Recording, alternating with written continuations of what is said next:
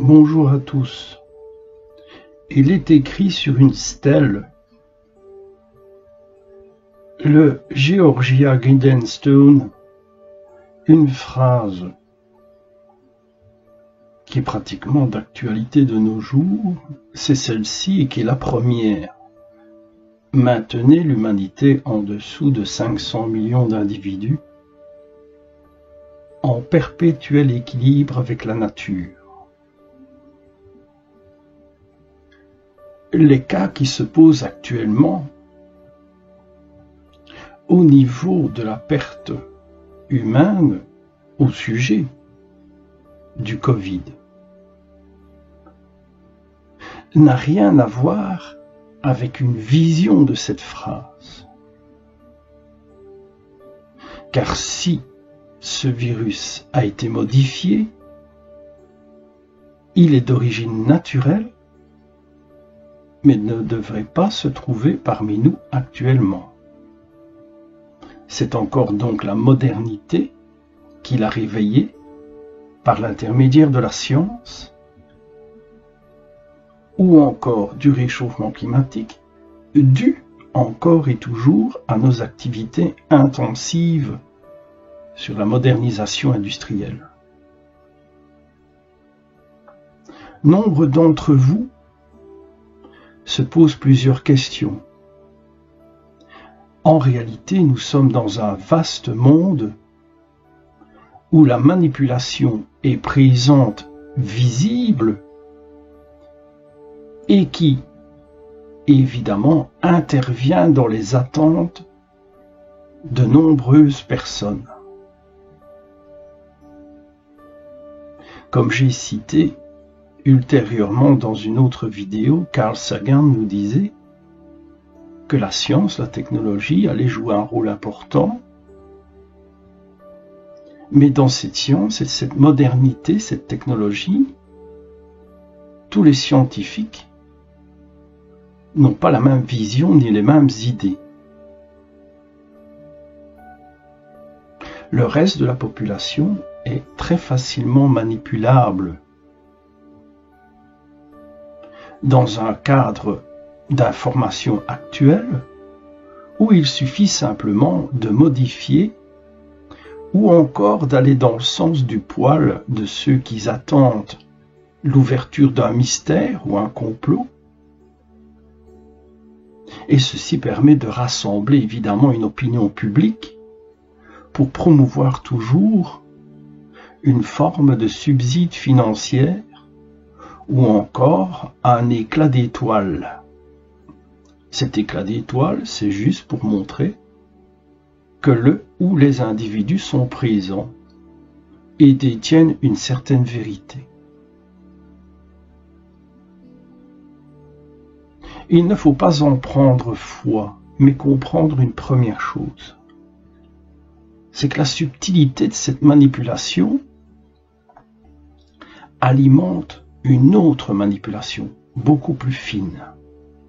J'y viendrai plus tard avec les détails. Pour ma part, dans un premier temps et une première vision globale, la politique est extrêmement complexe et je dirais le commun des mortels dont j'en fais partie ne sait pas toujours voir ce qu'il y a derrière les portes. Pour un grand nombre d'entre nous, et voire même les plus jeunes, ont déjà entendu parler de la guerre froide. Celle où chacun et chacune essaye de regarder ce qui se passe dans les camps adverses. Sur l'échelon de modernité de technologie qui avance à grands pas, on s'observe encore plus. Qui a le plus grand missile, qui a le meilleur programme, qui a de nouvelles technologies militaires. Mais toute technologie militaire a quand même besoin de soldats sur le terrain. Il y a des drones, il y a aussi diverses choses qui sont automatisées, mais le combattant du terrain est toujours utile. Rappelons-nous, au niveau de la Deuxième Guerre mondiale, quand l'Allemagne a commencé à fléchir, on a recruté des personnes âgées et des jeunes. Le principe est le même.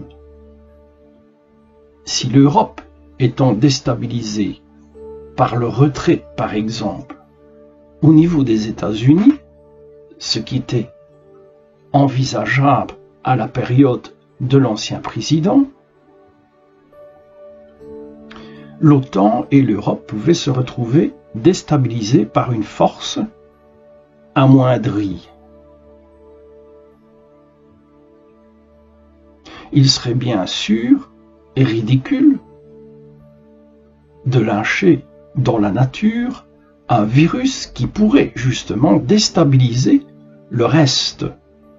C'est-à-dire, pour être clair, que si nous aurions une invasion d'un pays potentiellement ennemi, suite à un incident diplomatique ou que sais-je, ce virus pourrait détruire une majeure partie de potentiels civils qui pourraient donner évidemment une défense et jouer bien sûr leurs droits civils pour défendre leur pays.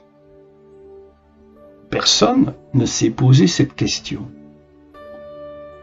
Beaucoup ont foncé tête baissée sur le complot, sur la manigance, mais n'ont pas pensé à cette idée. D'autant plus que lâcher un virus en Europe ou ailleurs déstabilise non seulement la balance des soldats potentiels, mais aussi de l'économie et de la destruction pratiquement totale de divers commerces qui sont souvent en alliance avec les grosses entreprises. Il faut donc bien réfléchir avant de lancer parfois des alertes qui risquent de détourner une attention importante. Dans ce cadre, je laisse ça bien sûr aux autres. Pour ma part, pour ceux qui ont suivi les travaux, ils ont remarqué que j'avais déjà parlé de la Chine, de l'Italie et aussi d'un virus. Je me suis toujours fixé sur les expériences de mort imminente. Pourquoi? Eh bien, c'est très simple. Parce que, à la suite du développement du virus, on y retrouvera quand même des événements comme les comas, qui seront un peu partout. Et probablement d'ici 1 an, 2 ans, voire même plus, on pourra recueillir des témoignages de ces personnes qui sont rentrées dans des comas artificiels. Rappelez-vous, il y a plusieurs années, je vous ai parlé qu'il y aurait 2 types de comas. Le coma simple, ou l'expérience de mort imminente simple, ou divers événements, ou encore une maladie cardiovasculaire, etc., allaient plonger la personne dans un coma, ou encore une expérience de mort imminente, naturelle. Et puis il y aurait l'artificiel. Vous vous rappelez? Je vous ai parlé qu'en fonction de synchronicité ou d'événements précis, nous aurions des expériences de mort imminente pratiquement préprogrammées. Vous vous rappelez? La préprogrammation fait partie aussi du virus, mais d'autres choses qui arriveront plus tard. C'est dans ces expériences de mort imminente qu'on y retrouve bien sûr le terme mort imminente, et ce virus, bien sûr, en est une clé, car la finalité, hormis les joutes politiques ou encore les sarcasmes ou les fausses informations, pour déstabiliser et toujours contrôler d'une certaine manière, il y a toujours entre la vie et la mort. Nous pouvons déstabiliser l'opinion publique. Il ne faut pas toujours pour cela porter un costume ou encore être président ou ministre. On peut former des gens sur Facebook, sur d'autres endroits, qui semblent simples. Mais très souvent, ils sont des comédiens préparés pour cet effet. Ces gens font partie un peu du secret d'État, ou encore des analyses de groupes et des opinions publiques. Vous devez y penser. Si je reste sur mes travaux au niveau des expériences de mort imminente, le virus également, comme je dis, jouera un rôle dans la finalité de savoir qui va vivre, qui va mourir, sur la décision des médecins, mais aussi au moment de l'expérience de mort imminente. Dans les prochaines années, on découvrira que notre cerveau, et voire même d'autres éléments, arrivent à interagir et à produire des informations importantes. Il faut donc comprendre dans un premier temps que sur le terre-à-terre, laisser et placer un virus qui a été étudié ou encore intentionnellement créé pour détruire une majeure partie des populations ne permettrait tout simplement que créer un chaos administratif, politique, économique, écologique. Il y a donc là quelque chose qui ne fonctionne pas. Si c'est un virus, au contraire, qui a déjà fait des dégâts il y a très longtemps et qui a été découvert, et ensuite modifié pour diverses raisons, qui sont de l'ordre encore et toujours militaire en général. Là, je m'adresse aux militaires, ils connaissent l'NBC, nucléaire, bactériologique, chimique. Nous savons tous très bien que le plus intéressant, en majeure partie géographiquement, c'est ce qui est bactériologique. L'incident, bien sûr, est une opportunité pour beaucoup de personnes, à tous les niveaux. Que ce soit sur un enjeu politique ou des joutes entre les diverses visions politiques, qu'elles soient jaunes, bleues, rouges, de gauche, de droite ou au centre, c'est toujours le premier qui va trouver une solution pour sortir le peuple d'un événement incontrôlable qui jouera un rôle prépondérant dans les élections ou les futures visions du pays. Plus bas dans notre échelle, nous avons ceux et celles qui sont dans les réflexions, la littérature, ou encore qui sont des enseignants ou qui travaillent dans les milieux des recherches. Essaye aussi cette joute. Chacun essaye de tirer les épingles du jeu. Beaucoup plus bas, nous avons ceux et celles qui ne savent pas trop le comment du pourquoi. Si lundi, on dit blanc, ils diront blanc. Si mardi, on dit noir, ils diront noir. Le tout, c'est de ressortir aussi du lot pour pouvoir dire ceci et cela. Mais c'est ceux-là, justement, cette troisième catégorie, qui alimente les deux premières catégories. Pour diverses raisons, évidemment. Mais il y a toujours au centre l'argent. Qui fera mieux et surtout, comme un célèbre personnage de mauvais augure a dit un jour, plus le mensonge est gros, plus le peuple le croira. Dernièrement, beaucoup d'informations interagissent sur les réseaux sociaux, sur les médias, et c'est exactement ce que représente cette citation. il y a d'abord quand même une chose certaine. Ce virus est présent. Son développement et sa présence est indéterminée. Il faut déstabiliser pour pouvoir contrôler, diviser pour mieux régner.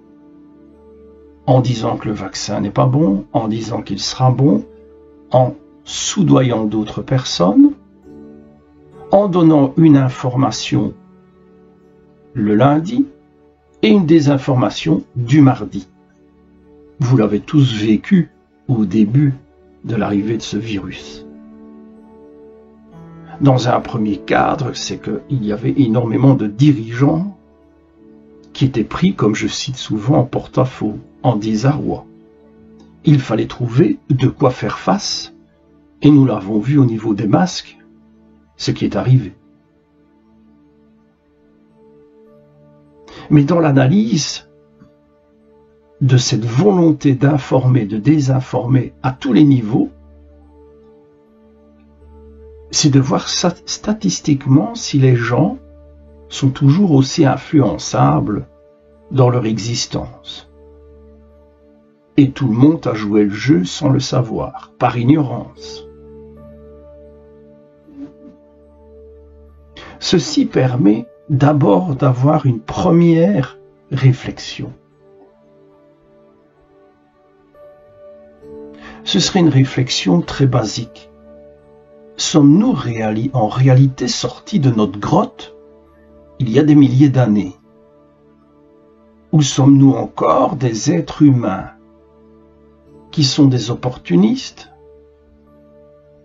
des menteurs, des égoïstes, ou tout simplement, je ne citerai pas des moutons, mais simplement des êtres qui fonctionnent par le vent, une fois à gauche, une fois à droite, comme les feuilles qui tombent d'un arbre.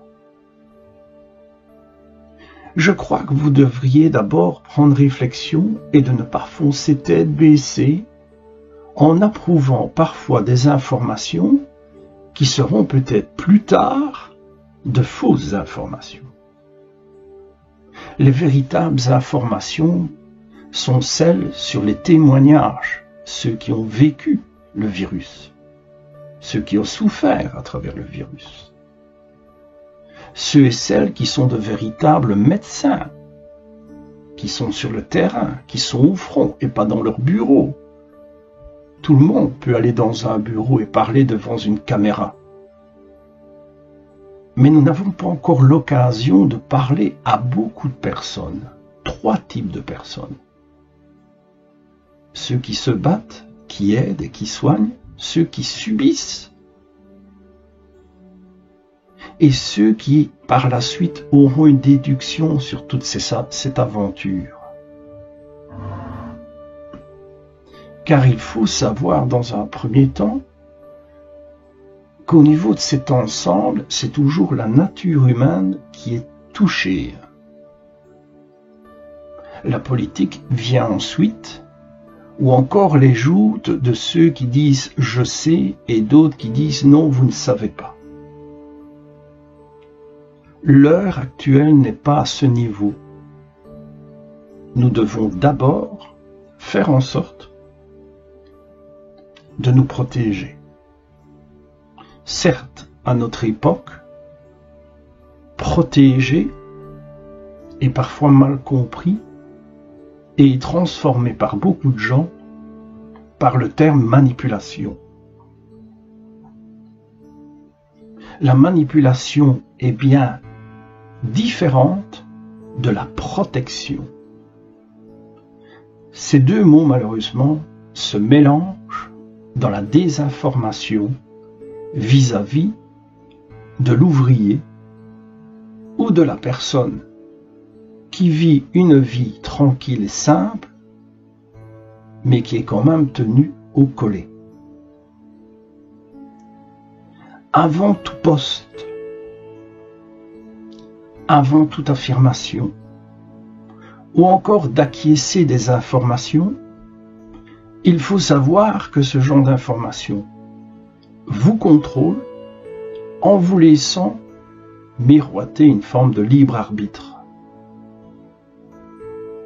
Mais dans toute cette complexité, nous sommes encore et toujours surveillés au travers de ce que nous postons, de ce que nous disons et de ce que nous faisons. Et réfléchissez bien.